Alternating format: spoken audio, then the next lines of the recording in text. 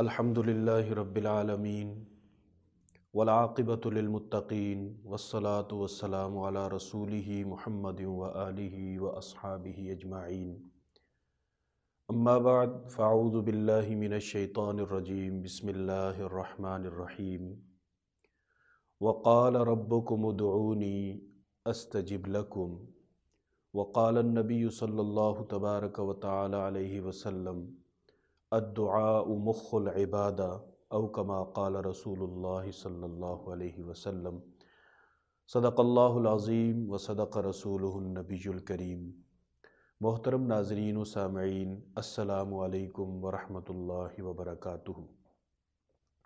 آج کی ہماری گفتگو کا عنوان ہے دعائیں کب قبول ہوتی ہیں اور دعا مانگنے کا صحیح طریقہ کیا ہے۔ عشرہ مبشرہ میں ایک صحابی رسول ہیں حضرت سعد بن ابی وقاص رضی اللہ تعالیٰ عنہ۔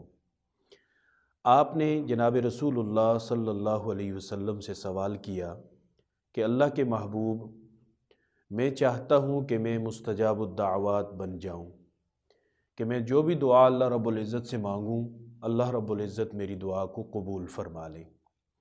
جناب رسول اللہ صلی اللہ علیہ وسلم نے ارشاد فرمایا، اطب مطعمک تکن مستجاب الدعوات، کہ اپنے کھانے پینے کو مشتبہات سے بھی پاک کر لو، تم مستجاب الدعوات بن جاؤ گے۔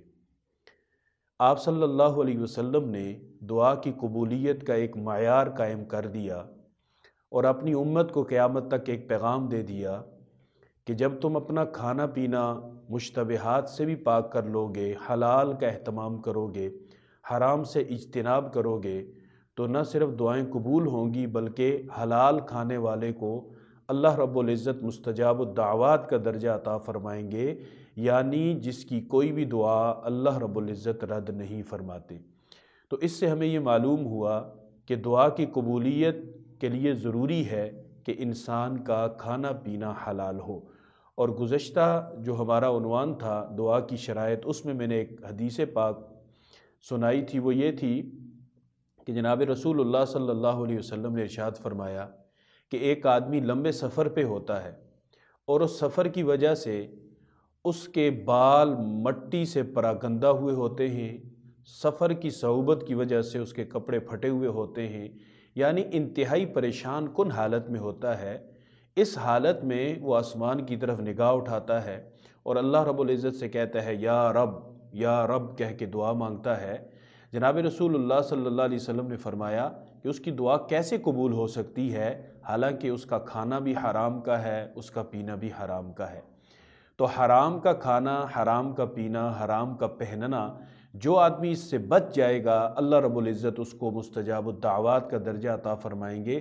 اپنی بساط کے مطابق ہم اپنے کھانے پینے پہ غور کریں اور ہم دیکھیں، اپنی بساط کے مطابق ہم اپنے کھانے پینے، اپنے پہننے، اپنے لباس، اپنی روزمرہ زندگی کے معمولات پہ غور کریں کہ کہیں ہماری زندگی میں حرام تو نہیں ہے۔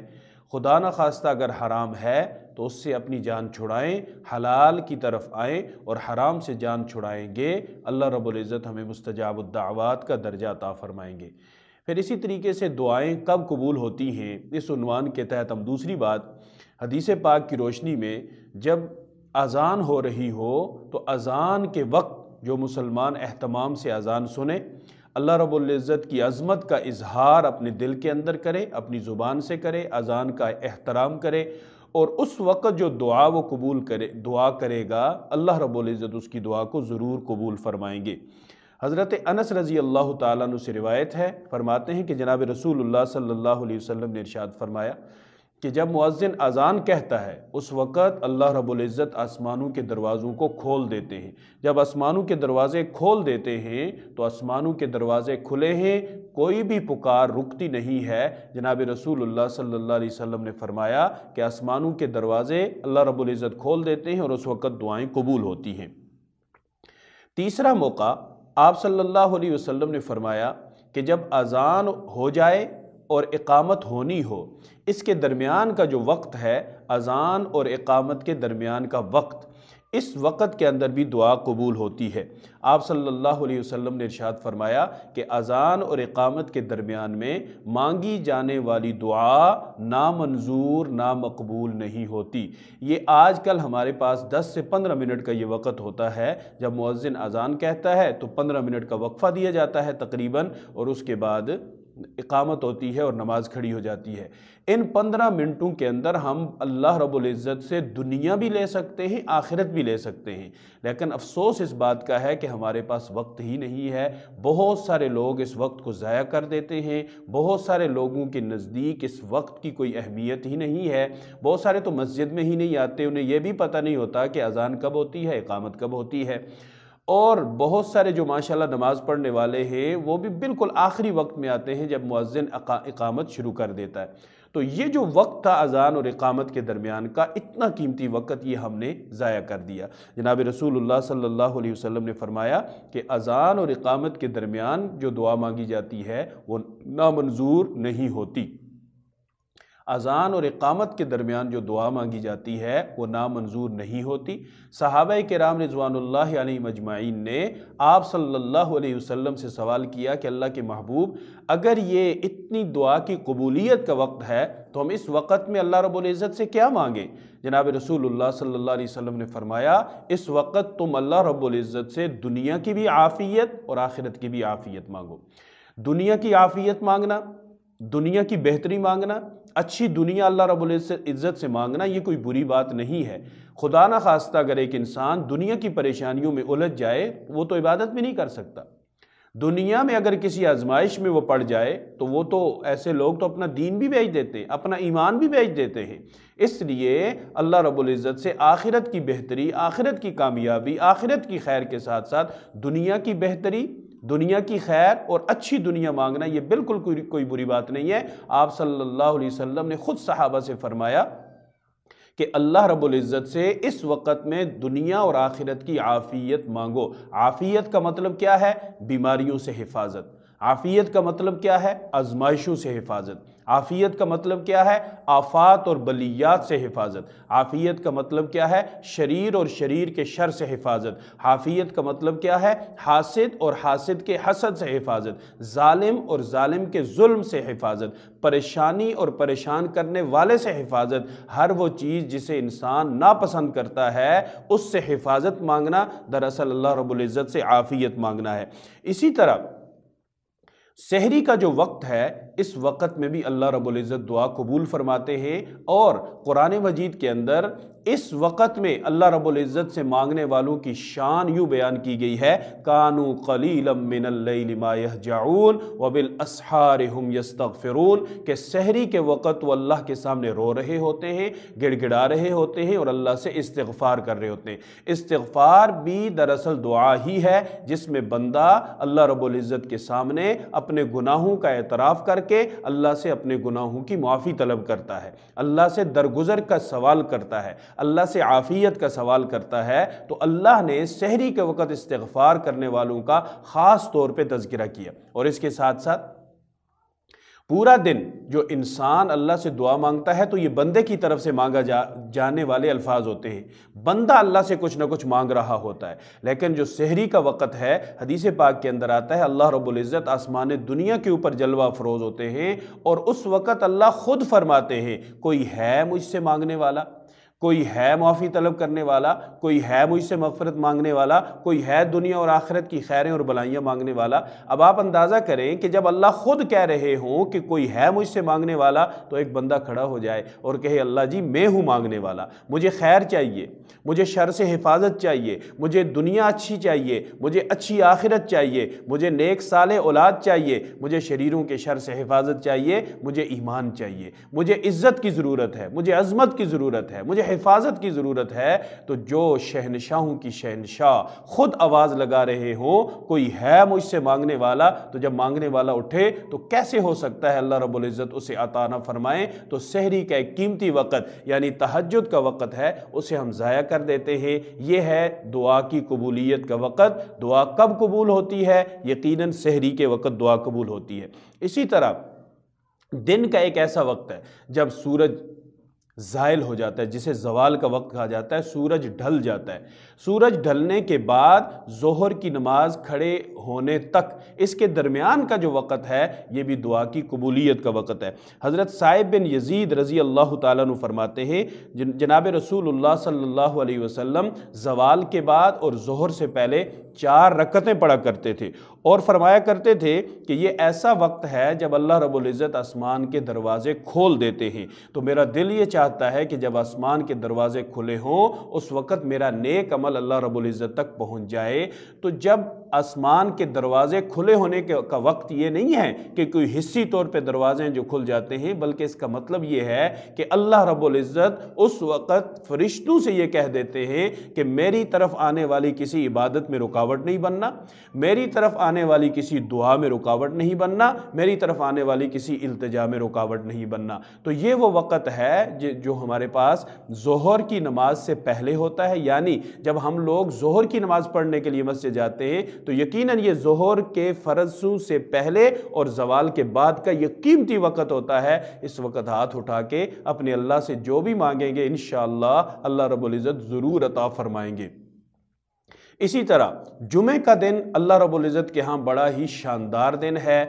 جمعہ کا دن اللہ رب العزت نے ہفتے کے 7 جو باقی 6 دن ہیں، کل 7 دن، ان 7 دنوں میں جمعہ کے دن کو سرداری عطا فرمائی ہے، یہ باقی دنوں کا سردار ہے۔ جناب رسول اللہ صلی اللہ علیہ وسلم نے فرمایا کہ جمعہ کے دن ایک ایسی گھڑی ہے کہ اس گھڑی کو بندہ اگر اس حال میں پالے کہ بندہ قیام کر رہا ہو اور اس قیام میں اللہ رب العزت کے سامنے کھڑا ہو اور اللہ رب العزت سے کوئی چیز طلب کر رہا ہو، اللہ رب العزت اس کے قیام کی بھی لاج رکھتے ہیں، اس کی طلب کی بھی لاج رکھتے ہیں، اور وہ جو کچھ اللہ رب العزت سے مانگتا ہے اللہ رب العزت اسے ضرور عطا فرماتے ہیں۔ اور پھر آپ صلی اللہ علیہ وسلم نے اپنی انگلی سے اشارہ کر کے بتایا کہ وہ اتنی سی گھڑی ہے۔ بہرحال اشارہ کس طرح کیا؟ حدیث میں الفاظ یہ ہیں کہ انگلی کے ذریعے سے اشارہ کیا کہ وہ اتنی سی گھڑی ہے، اس کا مطلب یہ ہے کہ وہ کم وقت ہے۔ اس کم وقت کو جو آدمی پالے اس میں اللہ رب العزت کے سامنے قیام کرے، کھڑا ہو، اللہ سے جو بھی مانگے گا اللہ تعالیٰ ضرور عطا فرمائیں گے۔ ہم اپنی زندگی کے اوپر غور کریں کہ کیا ان اوقات کو، ان ایام کو، ان لمحات کو کبھی ہم نے تلاش کیا ہے اور ان لمحات کو قیمتی بنا کر ان میں اللہ رب العزت سے ہم نے کچھ مانگا ہے؟ یقیناً بہت سارے خوش قسمت ہوں گے جنہوں نے مانگا بھی ہوگا اور لے بھی لیا ہوگا، لیکن جنہیں نہیں ملا یقیناً انہوں نے یہ سوال ہی اپنے آپ سے نہیں کیا اور اس کا جواب بھی تلاش نہیں کیا کہ دعا کب قبول ہوتی ہے۔ تو جمعے کے دن کی ایک ایسی گھڑی ہے جسے اللہ کے رسول صلی اللہ علیہ وسلم نے قبولیت کی گھڑی قرار دیا ہے۔ اسی طرح ایک حدیث پاک کے اندر آتا ہے کہ 3 بندے ایسے ہیں جن کی دعا اللہ رب العزت رد نہیں فرماتے۔ وہ کون سے ہیں؟ ایک وہ آدمی جس نے روزہ رکھا اور اپنے آپ کو اللہ کی خاطر کھانے پینے سے دور رکھا، اپنی خواہشات اور شہوات سے اپنے آپ کو دور رکھا۔ جب اس کی افطاری کا وقت آتا ہے اللہ رب العزت افطار کے وقت جب وہ ہاتھ اٹھاتا ہے تو اللہ نے اسے مزدور سے تشبیہ دی ہے کہ جب مزدور مزدوری کر لے، کام پورا ہو جائے تو اس کی اجرت اسے دے دینی چاہیے۔ اسی طرح جب روزے دار اللہ کا مزدور ہے، اللہ کے سامنے ہاتھ اٹھاتا ہے، اللہ رب العزت اس کے ہاتھوں کو، اس کی جھولی کو بھر کے لوٹاتے ہیں۔ دوسرا وہ بادشاہ جو عدل کرنے والا ہو، اس میں ضروری نہیں ہے کہ صرف بادشاہ ہی ہو، جس کے پاس عدل کرنے کا اختیار ہو، اگر وہ اپنی زندگی عدل و انصاف کے مطابق گزار رہا ہے، کسی پہ ظلم نہیں کر رہا، کسی سے ناانصافی نہیں کر رہا، ایسے عادل شخص کی دعا بھی اللہ تعالیٰ رد نہیں فرماتے۔ جتنا ہمارے پاس اختیار ہے، جتنا ہمارے پاس اقتدار ہے، جتنا ہم کر سکتے ہیں، اگر ہم عدل و انصاف والی زندگی گزاریں گے اللہ رب العزت ہماری دعا کو رد نہیں فرمائیں گے۔ اس کا مطلب یہ ہے کہ ظالم کی دعا قبول نہیں ہوتی۔ اور تیسرا جو آدمی ہے وہ ہے مظلوم، جس پہ ظلم ہوا اور وہ ظلم کا بدلہ نہیں لے سکتا، اس کے ساتھ کھڑے ہونے والا بھی کوئی نہیں ہے، کوئی رشتہ دار نہیں، کوئی لاہ و لشکر نہیں، کوئی جتھا نہیں ہے۔ مایوس اور نا امید یہ آدمی صرف اپنے رب پہ امید لگائے ہوئے، اس کے دل سے جو آہ نکلتی ہے اللہ رب العزت اور اس کی آہ کے درمیان کوئی پردہ نہیں ہوتا۔ اس لیے اگر ہم عدل کریں اس کے بعد اللہ سے دعا مانگیں، روزہ رکھیں، افطار کا وقت ضائع نہ کریں، اللہ سے دعا مانگیں۔ ہم پہ کسی نے ظلم کیا، اس مظلومیت کی حالت کو بھی ہم کیش کریں، اللہ تعالیٰ سے اس وقت دعا مانگیں، ایسا نہ ہو کہ ہم نے کسی پہ ظلم کیا ہو اور کوئی ہمارے خلاف بد دعا کے لیے ہاتھ اٹھائے ہو تو پھر ہم بھی بچ نہیں سکتے۔ تو 3 لوگ ایسے حدیث پاک کی روشنی میں کہ جن کی دعا اللہ رب العزت رد نہیں فرماتے۔ اور ایک اور اہم وقت ہے، وہ وقت ہے بارش برسنے کا۔ جب بارش برس رہی ہوتی ہے تو انسان کا دل کھل جاتا ہے، چہروں پہ خوشیاں آ جاتی ہیں، لبوں پہ مسکراہٹیں آ جاتی ہیں، نا امیدی امید میں بدل جاتی ہے، مایوسی امید میں تبدیل ہو جاتی ہے۔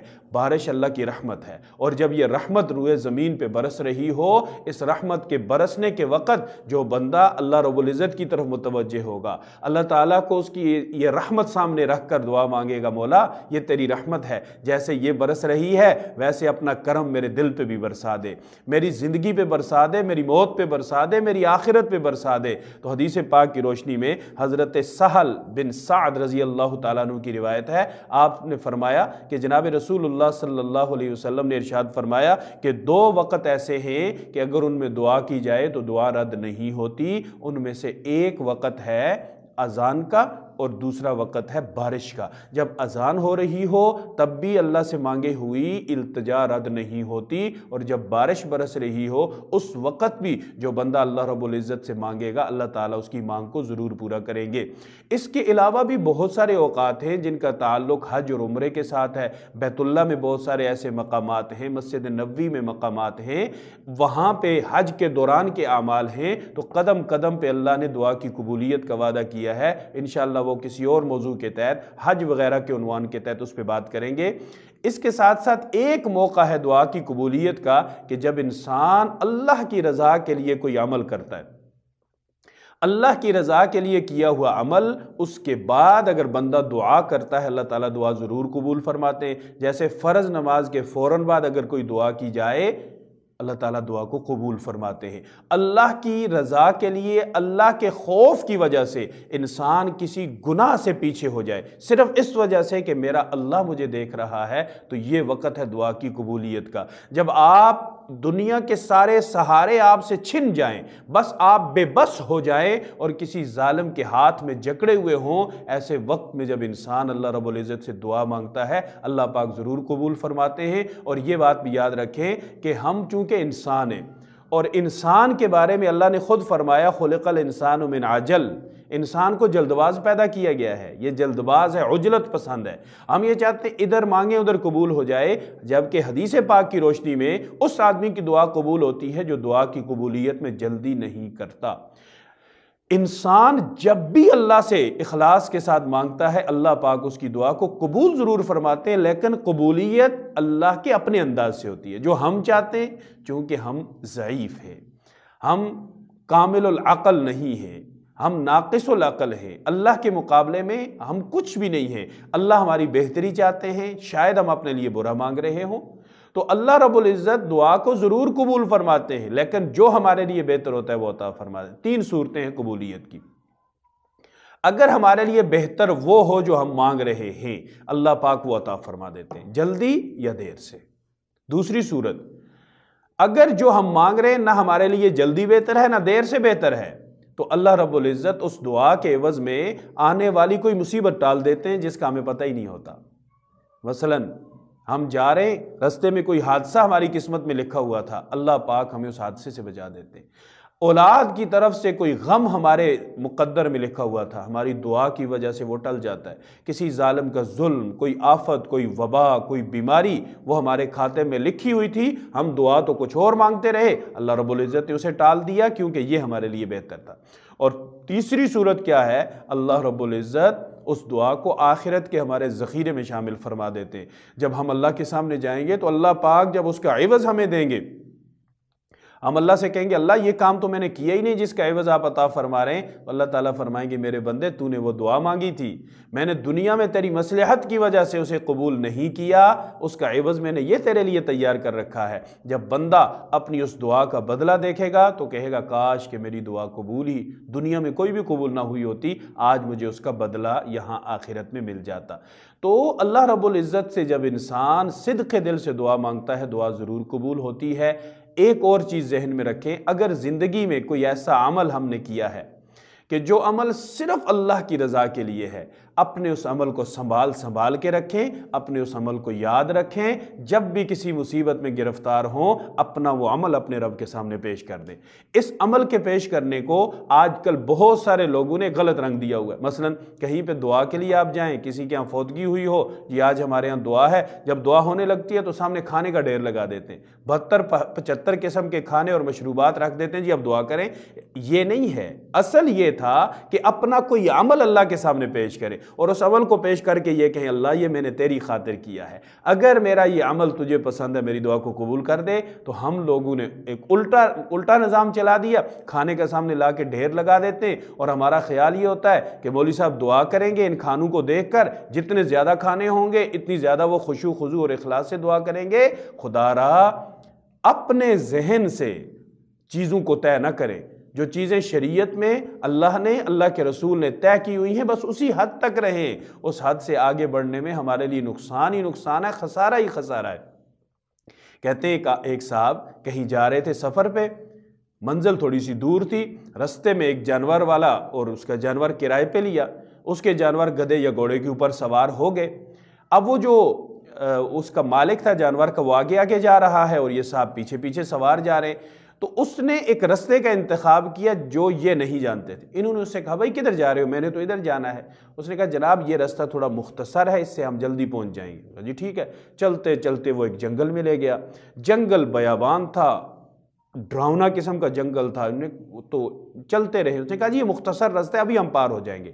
جب بالکل جنگل ویران اور تنہائی آئی تو اس نے وہاں پہ سواری روکی۔ جب سواری روکی تو یہ صاحب کہنے لگے کدھر لے کے آئے ہو؟ اس نے کہا جی میں تو ڈاکو ہوں، میں اسی طرح لوگوں کو وہاں سے لاتا ہوں، یہاں لا کے قتل کرتا ہوں، ان کا مال اسباب لوٹ لیتا ہوں اور پھر دوبارہ دوسرے شکار کی تلاش میں چل پڑتا ہوں۔ یہ دیکھو یہ کھوپڑیاں پڑی ہوئی ہیں، یہ لاشیں پڑی ہوئی ہیں، یہ ہڈیاں پڑی ہوئی ہیں۔ ان صاحب نے جب اپنی موت کو اپنی آنکھوں کے سامنے دیکھا، سارے سہارے جب ٹوٹ گئے تو ایک سہارا تو کبھی نہیں ٹوٹتا، وہ سہارا ہے اللہ رب العزت کا۔ انہوں نے اس سے کہا کہ یار ایسا کر، مارنا تو نے مجھے ویسے ہی ہے، مجھے 2 رکعت نماز پڑھنے دے۔ انہوں نے 2 رکعت نماز پڑھی اور اس 2 رکعت نماز پڑھنے کے بعد اللہ رب العزت سے التجا کی۔ التجا کیا کی؟ یوں کہا امن یجیب المضطر اذا دعاہ ویکشف السوء، اے وہ ذات جو بے قرار کی بے قراری کو سنتی ہے اور بے قرار کی بے قراری کو دور کرنے والی ذات ہے۔ جب وہ بے قرار اللہ آپ کو پکارتا ہے، آپ اس بے قرار کی بے قراری کو دیکھتے ہیں اور اس سے اس چیز کو دور کرتے ہیں جس نے اسے بے قرار کیا ہے۔ یہ مفہوم تھا اس آیت کریمہ کا۔ بس وہ یہی کہتا رہا اور ہاتھ اس کے اٹھے رہے۔ اللہ رب العزت کی شان، اس نے آسمان کی طرف دیکھا تو بادلوں سے ایک سوار نمودار ہوا جس نے بجلی کسی تیزی سے آ کر اس ڈاکو کا کام تمام کر دیا اور اس کی گردن کو اڑا کر وہ ادھر پھینک دیا۔ جب وہ جو ڈاکو تھا وہ قتل ہو گیا، ان کی جان بچ گئی، سواری بھی ان کی بچ گئی، تو انہوں نے اس آسمان سے آنے والے سے پوچھا کہ بھائی آپ کون ہیں اور کہاں سے آئے ہیں؟ تو اس سوار نے کہا کہ میں وہی ہوں، اس ذات نے مجھے بھیجا ہے جس کو تو نے پکارا تھا، امن یجیب المضطر اذا دعاہ ویکشف السوء۔ اللہ رب العزت نے مجھے تیار رہنے کا حکم دیا ہے۔ اللہ کا کوئی بھی بندہ جب اللہ رب العزت سے یوں پکارتا ہے امن یجیب المضطر اذا دعاہ ویکشف السوء، اللہ رب العزت خاص طور پہ مجھے بھیجتے ہیں اور میں اس کی مدد کے لیے زمین پہ اترتا ہوں اور اس کی مدد اور نصرت کرتا ہوں۔ اس لیے میرے بھائیوں، میرے عزیزوں، ہر چیز کا ایک ڈھنگ ہوتا ہے، ہر چیز کا ایک ادب ہوتا ہے۔ اس ڈھنگ اور اس ادب کے تحت اگر ہم دعا مانگیں گے اللہ رب العزت ہماری دعا ضرور قبول فرمائیں گے۔ دعا مانگنے کا ایک طریقہ ہے، ایک ہے بیٹھنے کی حالت۔ ہم لوگ دعا میں بیٹھتے بھی غلط ہیں، یعنی ایسے بیٹھتے ہیں جیسے کوئی لینے والا نہیں بلکہ دینے والا بیٹھا ہوا ہوتا ہے۔ آپ صلی اللہ علیہ وسلم نے جو دعا میں بیٹھنے کا طرز عمل بتایا ہے وہ ہے 2 زانو ہو کے بیٹھیں، یعنی ہر وہ حالت جو انسان کی عاجزی، فقر کو ظاہر کرے۔ 2 زانو ہو کر بیٹھیں، اپنے کندھوں کو گرا کر بیٹھیں اور اپنے ہاتھوں کو یوں اٹھائیں۔ ایسے ہاتھ چہرے کے سامنے سینے کے برابر ہوں، ہاتھوں کے درمیان میں تھوڑا سا وقفہ ہو۔ یہ زیادہ وقفہ یہ تکبر کی علامت ہے، نہیں، تھوڑا سا ہاتھوں کے درمیان میں وقفہ ہو، نگاہیں جھکی ہوئی ہوں اور کہیں دائیں بائیں توجہ نہ ہو۔ یوں ہاتھ اٹھا کر اپنے سینے کے سامنے رکھیں، اور کبھی کبھی اگر دعا میں جذبات اور کیفیت بن جائے تو ہاتھوں کو اوپر بھی کر لیں۔ جناب رسول اللہ صلی اللہ علیہ وسلم کبھی کبھی دعا میں ہاتھ اٹھاتے تو آپ کی بغل مبارک کی سفیدی بھی دکھائی دیتی تھی۔ پھر اللہ رب العزت کو اللہ کے پیارے ناموں سے مخاطب کریں، اللہ رب العزت کو اللہ کے خوبصورت ناموں سے مخاطب کریں۔ ابتدا کریں اللہ کی حمد و ثنا سے، ایسے ہاتھ اٹھائے ہوئے ہیں، نگاہیں جھکی ہوئی ہیں، چہرے پہ بالکل فقر طاری ہے اور عاجزی انتہا کو پہنچی ہوئی ہے، اور انتہائی عاجزی والے الفاظ سے الحمدللہ رب العالمین والعاقبۃ للمتقین والصلاة والسلام علی رسولہ محمد وآلہ واصحابہ اجمعین۔ پہلے اللہ کی حمد و ثنا، اس کے بعد جناب رسول اللہ صلی اللہ علیہ وسلم پہ، آپ کے صحابہ پہ، آپ کی آل کے لیے درود کے الفاظ کہہ کر پھر اپنی مانگ یوں شروع کریں: اے اللہ آپ عزتوں والے ہیں، اے اللہ آپ عظمتوں والے ہیں، اے اللہ آپ شان والے ہیں، اے اللہ آپ قدرتوں والے ہیں، اے اللہ آپ بلندیوں والے ہیں، اے اللہ آپ عروج والے ہیں، اے اللہ آپ ہر چیز پہ قادر ہیں۔ اللہ میں آپ کے قرآن کی روح سے میں فقیر ہوں، میں محتاج ہوں۔ آپ خود فرماتے ہیں یا ایھا الناس انتم الفقراء الی اللہ واللہ هو الغنی الحمید۔ اے لوگو تم سارے اللہ کے سامنے محتاج اور فقیر ہو، اللہ رب العزت غنی اور بے نیاز ذات ہیں۔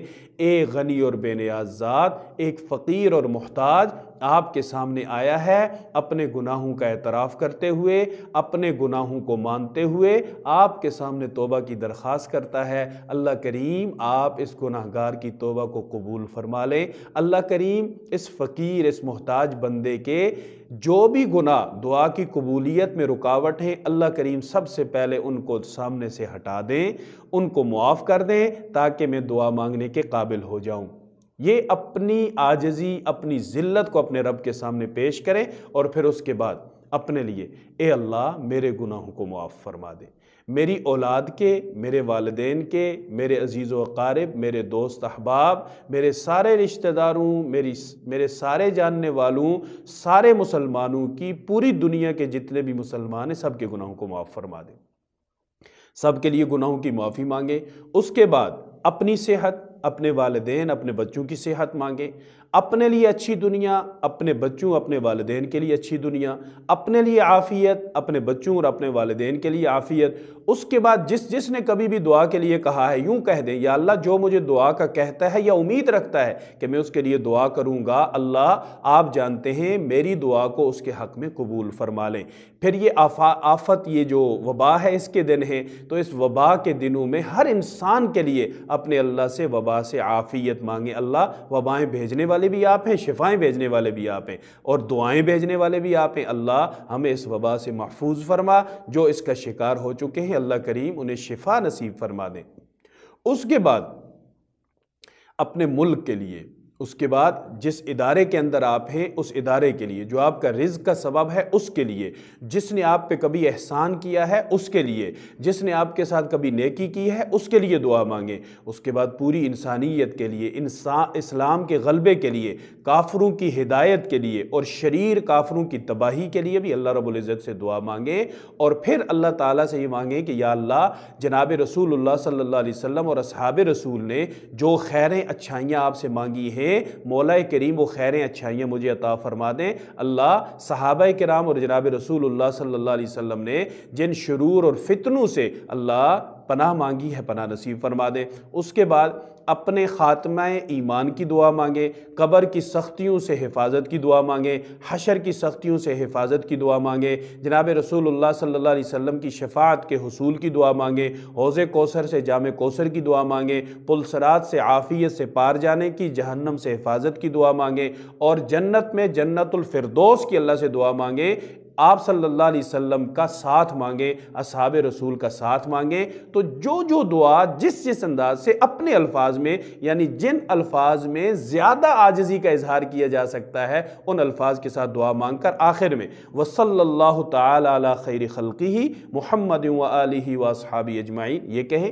یا اگر یہ نہیں آتا تو جو نماز والا درود ہے درود ابراہیمی پڑھیں۔ کیوں کہ دعا کی ابتدا بھی درود اور اللہ کی حمد و ثنا سے ہونی چاہیے، اور دعا کی انتہا بھی درود پہ۔ حدیث پاک کے اندر آتا ہے جس دعا کی ابتدا اور انتہا درود پہ نہ ہو وہ معلق رہتی ہے، قبول نہیں ہوتی۔ جب دعا مانگ لیں انتہائی عاجزی کے ساتھ، جیسے اللہ نے سب کچھ میرے ہاتھوں میں ڈال دیا ہے، اور یوں اپنے چہرے پہ ہاتھوں کو پھیریں، ایسے لگے کہ جیسے سینے کے اندر ٹھنڈک پڑ جاتی ہے۔ تو یہ ہے دعا مانگنے کا طریقہ۔ اللہ رب العزت ہماری دعاؤں کو قبول فرمائیں، اور اللہ رب العزت ہمیں دنیا اور آخرت کی خیریں، اچھائیاں، بھلائیاں نصیب فرمائیں۔ جو دعا کی قبولیت کے لیے شرائط ہیں ان کی پابندی نصیب فرمائیں، اور جو قبولیت کے اوقات ہیں ان اوقات کو قیمتی بنا کر اپنے لیے اور پوری انسانیت کے لیے اللہ رب العزت سے خیریں مانگنے کی توفیق نصیب فرمائیں۔ وآخر دعوانا ان الحمد للہ رب العالمین۔